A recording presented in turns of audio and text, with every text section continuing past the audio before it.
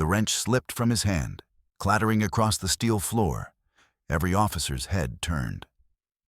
The man in the faded maintenance uniform froze mid-motion, his sleeve riding up just enough to reveal a tarnished silver band on his wrist. The Admiral's voice cracked through the silence, low but shaking. "Where did you get that medal?" The crew looked from the Admiral to the quiet man. No one dared breathe. He didn't answer. He simply straightened, locked eyes with the Admiral, and said, "Sir, permission to finish my work first." The tension was electric. None of them knew they were standing in front of the man who once saved half their fleet. Before we dive in, drop a comment with where you're watching from, and don't forget to hit subscribe for more videos like this. Let's begin. At 600 hours, the Pacific wind whipped cold across the steel deck of the USS Lockridge. The ship buzzed with life. Boots pounding, engines thrumming, orders echoing across the radio. Amid all that motion, one man moved slower than the rest. Steady, deliberate, silent. Daniel Reed, 38, maintenance contractor, pushed a mop along the corridor. His uniform was faded, his boots worn, but his posture, straight, balanced, calm, didn't match the title stitched on his chest. "Hey, maintenance man," a young lieutenant called out, grinning. "You planning to mop your way to a promotion?" Daniel looked up, eyes gray and unreadable. "No, sir. Just trying to keep your ship from rusting."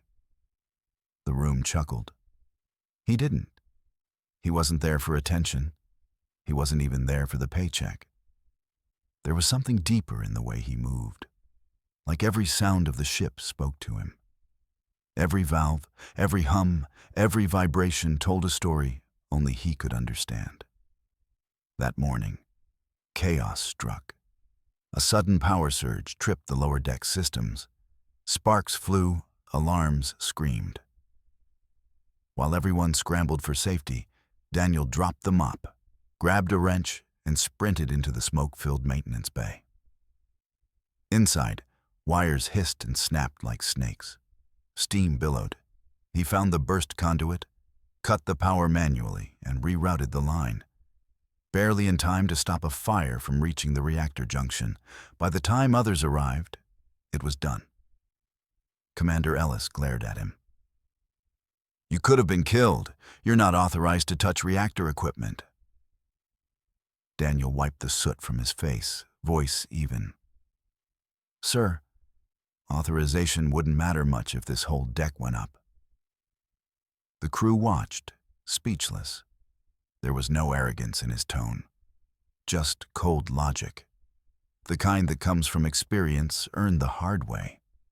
Later that day, a young officer approached him. Ensign Laura Hayes, 28, white, soft-spoken, with tired eyes that still carried kindness. She handed him a bottle of water. "You saved this ship today," she said quietly. He shook his head. "Just did what needed doing, ma'am." "No," she insisted. "Most people would have run." He met her gaze for the first time, something heavy and unspoken in his eyes. Most people haven't already lost enough. The moment lingered. She wanted to ask what he meant, but his radio crackled, and just like that, he went back to work. No one knew his past. No one asked. And yet, every officer aboard that ship felt the same uneasy thought creeping in. Who exactly was Daniel Reed? The next morning dawned calm and cold, a gray mist hovering over the ocean like a secret waiting to be told. The USS Lockridge sailed smooth and quiet, too quiet. Every sailor knew what the day meant. Admiral Marcus Holloway was coming aboard for inspection. Holloway wasn't just any officer. He was the legend. A 60-year-old war hero with a chest full of medals and a stare that could break a man's spine. To the crew, he was a god of discipline. To Daniel Reed, he was someone from a life he thought he'd buried long ago. The crew rushed to polish every railing, every bolt, every inch of chrome. The galley was spotless, uniforms sharp. And in the engine bay, Daniel was already at work, calmly adjusting a pressure valve that refused to behave. His hands, scarred and precise, turned the wrench with quiet mastery. "Reed, you're supposed to be done down here." Commander Ellis barked through the noise. Daniel didn't look up. "Won't pass safety check if I leave it half-fixed, sir." Ellis frowned. "You're not on my priority list today. The Admiral will want his ship safe, won't he?" Daniel cut in softly. Ellis didn't reply. He just stared at the man for a moment before walking off. There was something unnerving about Reed's composure. Something old, like he'd seen worse storms than this one. As the hour struck 9, the Admiral's chopper touched down on the deck with a roar of wind and dust. The crew stood lined in formation, boots clapping the steel as the legend stepped out, his metals gleaming in the sunlight. "Let's keep it efficient, Commander," Holloway said. "I've got 2 destroyers waiting at Pearl." "Yes, sir." The inspection began. Sharp, flawless, routine. But fate has a way of turning routine into revelation. When they reached the lower engineering bay, a sudden alarm blared through the intercom. "Warning. Pressure imbalance detected in coolant chamber 3. The Admiral's head snapped toward the sound. "Who's assigned down there?" he demanded. Ellis stammered. "Maintenance tech, sir. Daniel Reed." "Then get him on the comms." But Reed was already there. By the time the officers reached the bay, he was knee-deep in steam, wrenching open the manual valve. The pressure gauge ticked dangerously high. 1 more minute, and the pipe would have ruptured. "Get back!"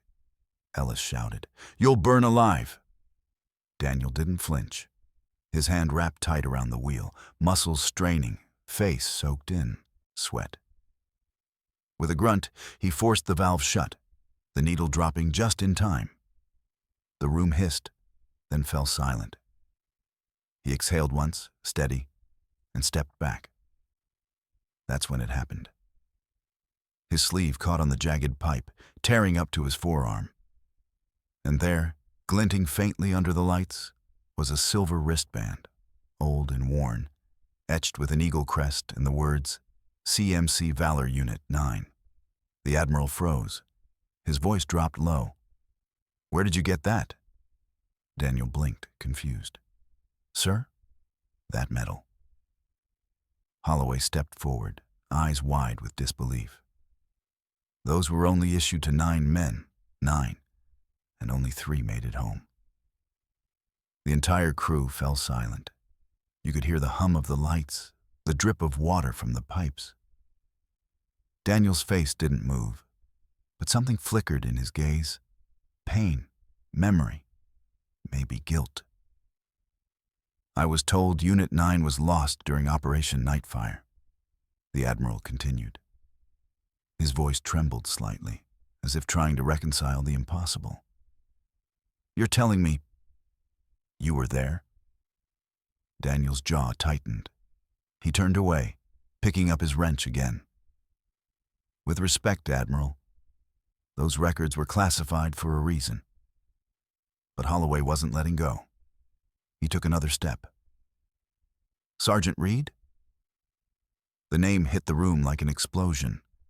Every officer stared, realizing the quiet man with the mop wasn't a nobody. He was a ghost of history. "Sergeant Daniel Reed, decorated combat engineer of the Navy's Covert Marine Corps Unit 9. The man believed to have died during a rescue mission off the Philippine coast 8 years ago." "I read your name off a memorial wall," Holloway said softly. "We buried you." Daniel finally turned, his gray eyes meeting the Admiral's. "Then let's leave it that way, sir." The Admiral's breath hitched. "Why? Why disappear after saving half the fleet?" For a moment, Daniel said nothing. The hum of the machinery filled the gap between them. Then, finally, because the other half didn't make it, he said quietly, and their families were told it was a tactical error. I couldn't stomach the lies, so I left. Found peace in fixing what's broken instead of destroying what's left. The officers didn't know where to look. Even Holloway's voice faltered. You saved lives that day. You deserve recognition.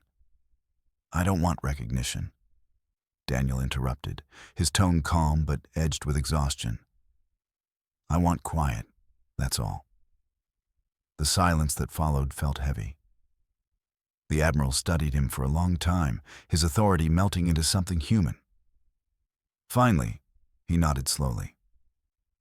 You're still serving, Sergeant? Just in a different uniform. Daniel gave a faint smile. Guess so, sir. That evening, as the ship anchored near the coast, the Admiral called a private meeting. Only Commander Ellis and Ensign Hayes attended. Daniel tried to decline, but Holloway insisted. When he walked in, the Sivai Admiral stood waiting with a small box in his hand. You left this behind, he said, opening it. Inside was a ribbon, worn, frayed, but shining faintly under the lights. The Valor Cross. It was never claimed. Daniel stared at it, unmoving. I don't need it. It's not about need, Holloway said. It's about closure. You saved men who didn't even know your name. Daniel looked down at his calloused hands. Then let them keep their peace. I've found mine. Ensign Hayes spoke softly. Maybe they'd want you to forgive yourself too, sir. Daniel glanced at her. For the first time, there was warmth behind his eyes, like the walls he'd built were cracking. Slowly, he reached out and took the ribbon. For them, he murmured. Not me. Later that night, Daniel stood alone on the deck, wind cutting cold against his face. The ocean stretched endlessly before him, dark, calm, endless. The Admiral approached quietly, hands behind his back. There's a lot of broken things in this world, Reed, he said. But I've never seen anyone fix them the way you do. Daniel smiled faintly. Just trying to balance the scales, sir. And how's that working out? He looked toward the horizon. Some days, it feels enough. Then came a shout from below deck, a small mechanical fire, nothing major. Without hesitation, Daniel moved, running down the stairs 2 at a time. Holloway watched him go, a small, knowing smile forming. Still a soldier, he muttered. Always will be. And somewhere below, amidst the hiss of extinguishers and the clang of tools, Daniel Reed fought once more. Not for medals, not for glory, but simply to keep others safe. The next morning came quietly, the kind of soft dawn that painted the sea gold. Seagulls wheeled above the lock ridge, the hum of engines steady and sure. On deck, men moved slower, quieter. Something had shifted overnight. Word had spread about Daniel Reed, about the maintenance guy who wasn't just another contractor. He'd gone from invisible to unforgettable. But Daniel didn't act any different. He was still up before sunrise, tightening bolts on a ventilation panel, humming quietly under his breath. If anyone saluted or stared, he pretended not to notice. He didn't crave awe. He craved purpose. That's when Ensign Laura Hayes approached again, holding 2 cups of coffee. Figured you might need this, she said. Daniel accepted it with a quiet, Thanks, ma'am. You can drop the ma'am, she said with a smirk. Pretty sure you outrank all of us combined. He chuckled faintly. Not anymore. I just fix leaks and jam doors now. Laura studied him for a moment. Why hide it? You've got more honor than half the medals in this fleet. He looked up at the ocean, distant and heavy. Because medals don't bring anyone back, Ensign. They just make the silence louder. For a while, neither spoke. The waves slapped against the hull, rhythmic, calming. Then the ship's radio crackled to life. A distress signal, faint but urgent. A fishing vessel 2 miles east had caught fire. Civilian craft, small crew. The Navy wasn't required to respond, but Holloway's voice came sharp over the comms. "Lockridge, prep a rescue detail. Move." Within minutes, the ship roared into motion. Sailors grabbed ropes, gear, and med packs. Daniel stood among them, helmet already fastened. Commander Ellis frowned. "Reed, you're not authorized to deploy." Daniel replied evenly, "Sir, you'll need someone who knows the ventilation layout of small diesel engines. That's my authorization." Ellis hesitated, then nodded. "Fine. But you stay with the team." "Yes, sir." The fishing vessel was already half consumed by flame when they arrived. Black smoke spiraled into the sky, flames licking across the deck. Waves slammed against the hull, making boarding near impossible. But Daniel didn't wait for orders. He tied a rope around his waist, grabbed a toolkit, and jumped. "Reed!" Ellis shouted after him, but he was already gone. Daniel hit the water hard, swimming through the smoke and heat. The surface burned, but he dove under, emerging near the stern. Pulling himself up with the rope, he clambered aboard the flaming deck. The stench of diesel filled the air. 2 civilians were trapped near the bow, one unconscious, the other screaming for help. "Hang on," Daniel yelled, voice hoarse through the smoke. He kicked open a jammed hatch, crawled through the narrow passageway, and reached the control panel. The main line was still pumping fuel. He ripped the wiring with his bare hands, sparks flying. The explosion that should have followed didn't. The engines died. But his sleeve caught again, tearing, the wristband exposed. He ignored it and went for the survivors.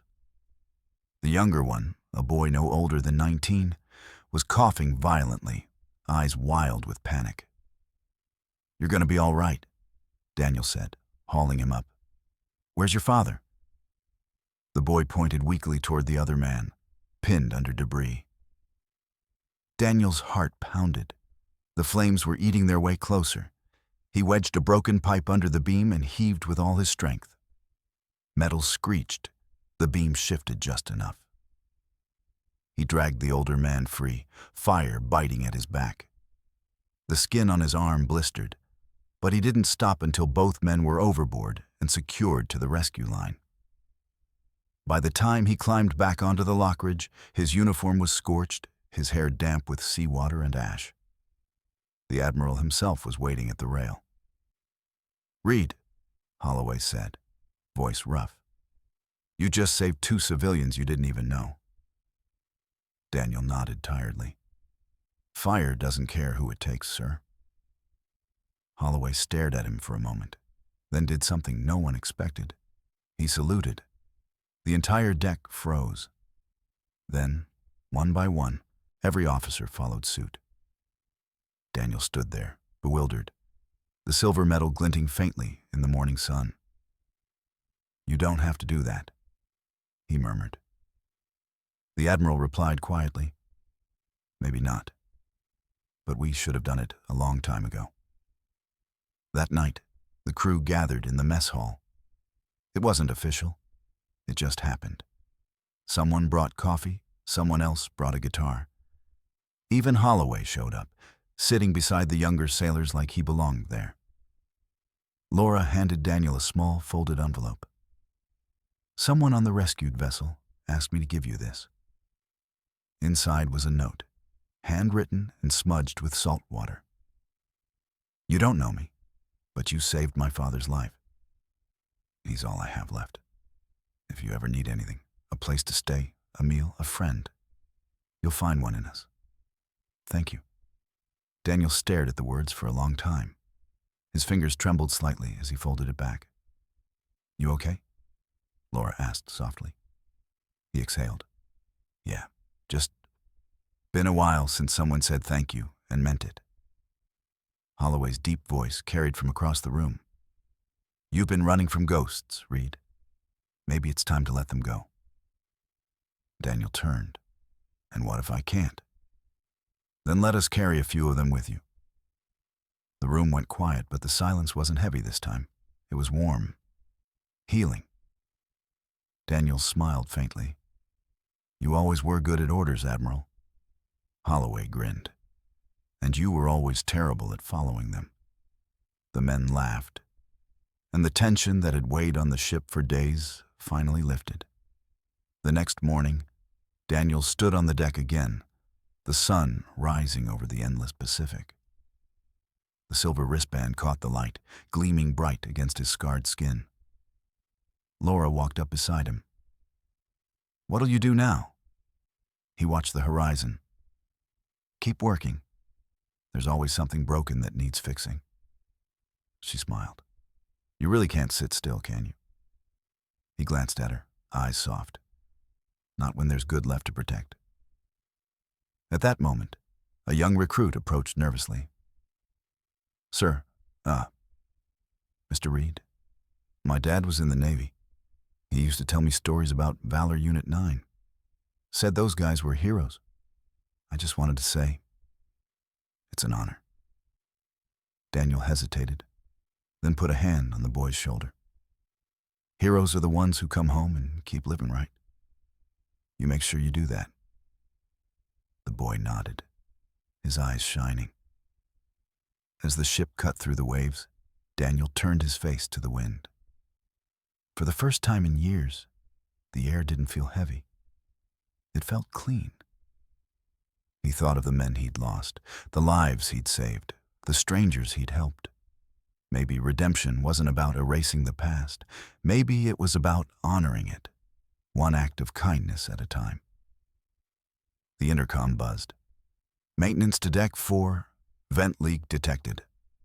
Daniel grinned, grabbed his toolkit, and started walking. Holloway watched from afar, whispering to, himself. They thought he was just a maintenance guy.